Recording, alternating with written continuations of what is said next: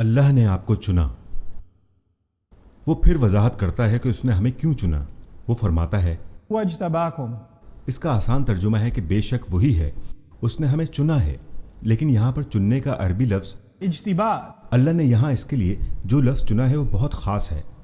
अगर आप अरबी में कहते हैं इख्तियार। ये लफ्ज़ भी मुंतखब करने के लिए इस्तेमाल होता है। ये लफ्ज़ अरबी से निकाला गया है, जिसका मतलब है कि आप किसी चीज़ को तरजीह देते हैं या कुछ आप कोई बेहतर चीज़ मुंतखब करते हैं। खैर। ये अरबिक है। आप अरबी में कह सकते हैं इस्तिफा।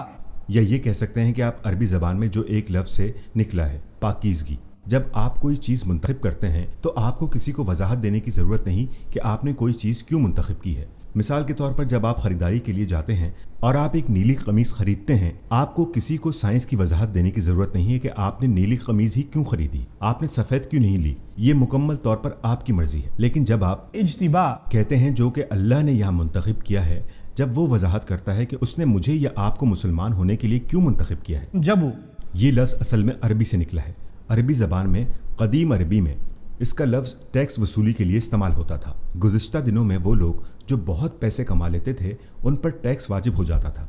जाहिर है आजकल भी कम से कम एक मखसूस आमदन तक पहुंचना होता है, तभी टैक्स की मद में आने के लिए आपको मुंतखब होना पड़ता है। असल में मतलब है काबिलियत की बिना पर कोई चीज़ मुंतखब करना। लिहाजा एक और लफ्ज़ आप जानते हैं, जब आपको किसी नौकरी के लिए चुना जाता है या आप अपनी गाड़ी ठीक करवा रहे होते हैं या आप कोई पेच कस रहे होते हैं, आपने उसके लिए सही औजार पकड़ा है, क्योंकि अगर आपने कोई औजार उठाया तो उससे काम नहीं होगा। जब आप सही काम के लिए सही फैसला करते हैं उसे कहते हैं इज्तिबा। दूसरे लफ्ज़ों में जो मैं समझाना चाहता हूँ वो ये है कि अल्लाह ने आपको और मुझे मुसलमान बना के इज्जत बख्शी है। आप और मैं जो कहते हैं ला इलाहा इल्लल्लाह, हकीकतन आपको और मुझे कहने की जो सादत नसीब हुई है, ये इसलिए है कि अल्लाह ने अपनी मर्जी से हमें चुना है। अल्लाह के सामने और बहुत से इंसान मौजूद थे इस सरजमीन पर, अल्लाह ने खुसूसी तौर पर आपको और मुझे चुना है अपने एक ख़ास काम के लिए। लिहाजा हम सब सिर्फ मुसलमान बनने के लिए ही नहीं चुने गए, हम मुसलमान बनाए गए हैं क्योंकि हमारे सामने एक ख़ास मकसद है, और इस मिशन को वो खुद ही बयान कर चुका है कि आपको अल्लाह के लिए कोशिश करनी है, बिल्कुल वैसी ही कोशिश जैसे अल्लाह के लिए की जानी चाहिए। फिर वो मज़ीद फरमाता है हुवा इज्तबाकुम, कि बिल आखिर अब जब मुझे एहसास हो गया है कि मुझे चुना गया है, मैं फिर भी सोचता हूँ कि ये बहुत मुश्किल काम है। मैं ये कैसे करूँगा? ठीक है, अल्लाह मुझ में वो देखता है जो मैं खुद अपने आप में नहीं देख सकता। मैं नहीं देख सकता कि मुझ में ऐसा क्या ख़ास है, मुझे ही क्यों मुंतखब किया गया। आप जानते हैं, और बहुत से बेहतर लोग हैं, लेकिन अल्लाह, ये बेशक बहुत मुश्किल है। इस्लाम बहुत मुश्किल है। जो अल्लाह मुझसे चाहता है वो बहुत ज़्यादा है, मैं ये नहीं कर सकता। अल्लाह की तरफ से अगली आयत है वमा जअल अलैकुम फिद्दीन मिन हरज, उसने तुम्हारे लिए दीन में कोई मुश्किल नहीं रखी, कोई बेसकूनी, किसी भी किस्म की तंगी। असल में अल्लाह खुद आपसे फरमाता है कि बेफिक्र रहो, मैं इसे आसान बना दूंगा, तुम उस बारे में फ़िक्र मत करो।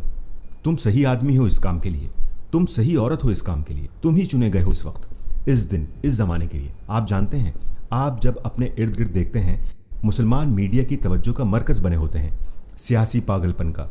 मैं बहुत मरतबा इंग्लैंड जाता हूँ, लेकिन आखिरी मरतबा जब मैं गया तो मुझसे बेइंतहा सवाल किए गए, तुम यहाँ क्या कर रहे हो? आप जानते हैं, मुझसे सवाल किया गया तुम यहाँ क्यों हो? ये पहले कभी नहीं हुआ। लिहाजा ये चीज़ें मुसलमानों के लिए मुश्किल से मुश्किल तर होती जा रही हैं। ये हो रही हैं बहुत से तरीक़ों से, लेकिन इससे कोई फ़र्क नहीं पड़ता। आप जानते हैं क्या, अल्लाह ने आपको और मुझे चुना है इस नस्ल में, इस दिन और इस दौर में पैदा होने के लिए, क्योंकि वो जानता है हमें किन मुश्किलात का सामना करना पड़ेगा। और इन तमाम मुश्किलों से लड़ने के लिए जो लोग मुंतखब किए गए हैं वो आज के ज़िंदा मुसलमान हैं। ये अल्लाह की मर्ज़ी है। यही वजह है कि हम इस वक्त सांस ले रहे हैं। अगर हमारा कोई मकसद ना होता, क्योंकि वो सिर्फ मकसद के लिए तख्लीक करता है। खलक़ अस्समावाति वल अर्द बिल हक़ व सव्वरकुम, उसने आसमानों और ज़मीनों को बनाया एक ख़ास मकसद के साथ और तुम्हें तख्लीक किया, और उसने आपको और मुझे तख्लीक किया और हमें इन हालात में रखा क्योंकि हमें एक मकसद पूरा करना है। और जबकि ये एक मुश्किल काम है तो अल्लाह खुद हमें वजाहत देता है और फरमाता है कि मैं इसे तुम्हारे लिए मुश्किल नहीं बनाऊंगा। ये बिल्कुल भी मुश्किल नहीं होगा। मैं आपको वापस उसी मिसाल की तरफ लेकर जाऊंगा जो मैंने शुरू में दी थी। एक नौकरी के लिए इंटरव्यू होता है और वो आपको नामुमकिन काम बताता है और आप वहाँ बैठे सोचते हैं कि कोई सूरत ही नहीं कि ये मुझे मुंतखब करे, मगर वो आपको नौकरी दे देता है और आपका पहला रद्दमल होता है कि मैं इस काम के लायक नहीं हूँ। पर वो कहता है फ़िक्र मत करो, मुझे मालूम है मैं क्या कर रहा हूँ, मैं बहुत अरसे से नौकरियाँ दे रहा हूँ, मुझे तुम में कुछ नज़र आया है, حالانکہ تمہیں لگتا ہے کہ تم میں کچھ نہیں، تم بہت جلدی سیکھ جاؤ گے۔ آپ جانتے ہیں میں قابلیت کو دیکھتے ہی پہچان لیتا ہوں، لہٰذا وہ آپ کی ہمت بڑھاتا ہے اور آپ کا اعتراف ہی اس طرح سے کرتا ہے کہ آپ کو خود بھی اپنے آپ پر وہ سب نظر آنے لگتا ہے۔ دوسری چیز جو یہاں ملحوظ خاطر رکھنی ہے وہ یہ ہے کہ ہر مسلمان کو اپنی قدر ہونی چاہیے۔ کسی بھی ایمان والے کو یہ نہیں سوچنا چاہیے کہ اللہ کے سامنے نکما ہے، ناکارہ ہے، بے ایمان ہے۔ اللہ کے سامنے وہ کسی قابل نہیں، وہ اللہ کے قابل ہیں۔ وہ قابل ہیں کیونکہ اللہ نے انہیں خاص طور پر منتخب کیا ہے، ان کا خاص انتخاب کیا گیا ہے۔